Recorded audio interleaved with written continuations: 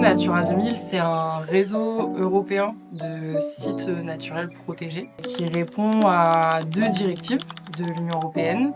Donc une directive qui se nomme Habitat Faune Flore et une deuxième qui se nomme Directive Oiseaux. Dans ces directives, il y a des listes d'habitats et des listes d'espèces qui sont considérées comme étant un enjeu au niveau de l'Europe. Et ces directives, elles demandent aux États membres de prendre les mesures nécessaires à la préservation des populations d'espèces qui sont en jeu et des surfaces d'habitat.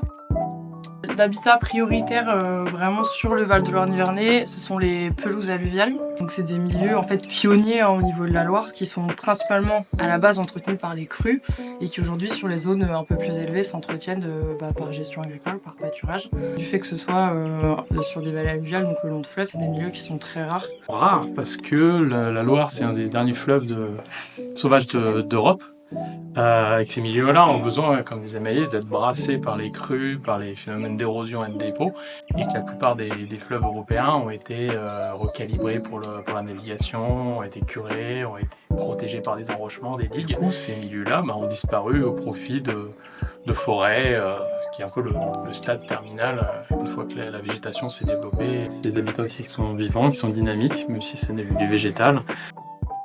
Si on passe aux menaces, et qu'on a quand même, pendant les 30 Glorieuses, il y a eu des aménagements qui ont été faits, l'exploitation des matériaux pour faire du béton, donc tout ce qui va être sable, gravier, qui ont été surexploités, qui ont conduit à creuser plus vite que les sédiments venaient de l'amont, et du coup le fond du lit s'est enfoncé.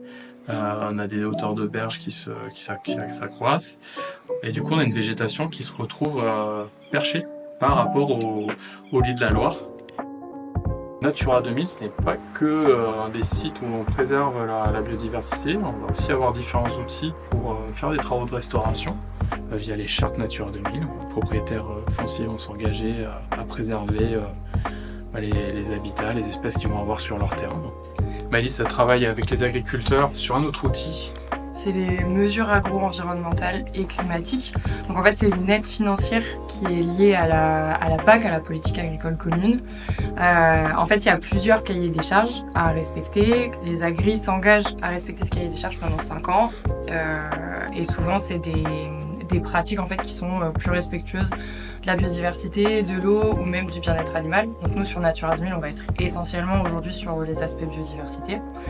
Et souvent, ces pratiques sont considérées comme moins rémunératrices ou en tout cas peuvent engendrer une perte de revenus pour l'agriculteur qui du coup vont être compensés par une aide financière. Ça permet de soutenir l'élevage et de garder, parce qu'on est sur un site en tout cas ici sur le Val-de-Loire-Nivernais où il y a beaucoup de pâturage, aussi bien comme on disait tout à l'heure pour entretenir les pelouses, mais aussi pour tout ce qui est prairie où on va avoir beaucoup d'enjeux au niveau des oiseaux.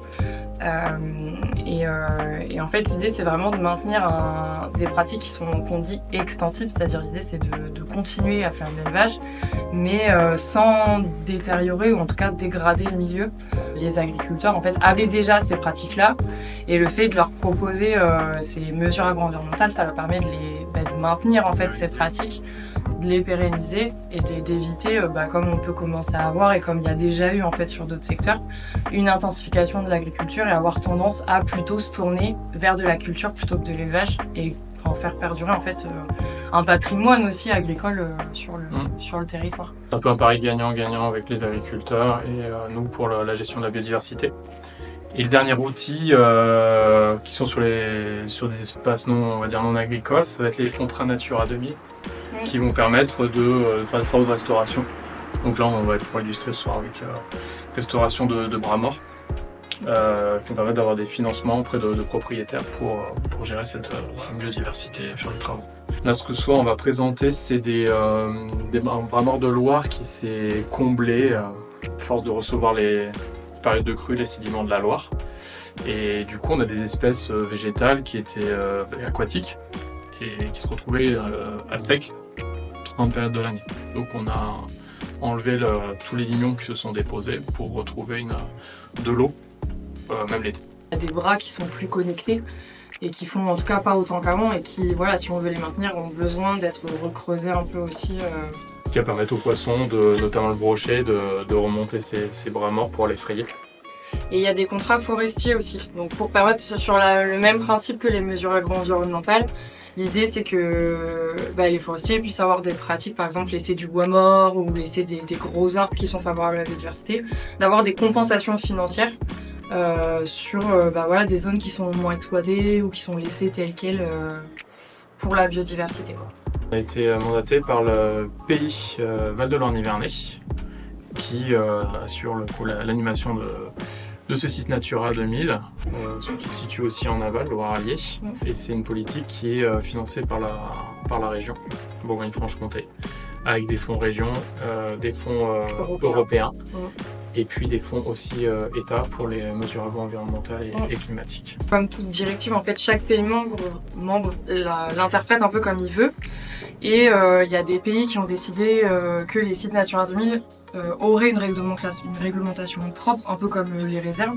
En France, c'est pas du tout ce qui a été décidé. L'idée, c'était de ne pas ajouter une réglementation supplémentaire, mais d'être sur un principe de conciliation, de volontariat, d'où l'idée d'avoir ces outils, les contrats, les mesures environnementales et les chartes pour justement inciter et non pas obliger parce qu'on veut mettre sous cloche ou quoi que ce soit. L'idée, c'est vraiment de maintenir les activités humaines et d'inciter à ce qu'elles soient faites dans le respect de la biodiversité.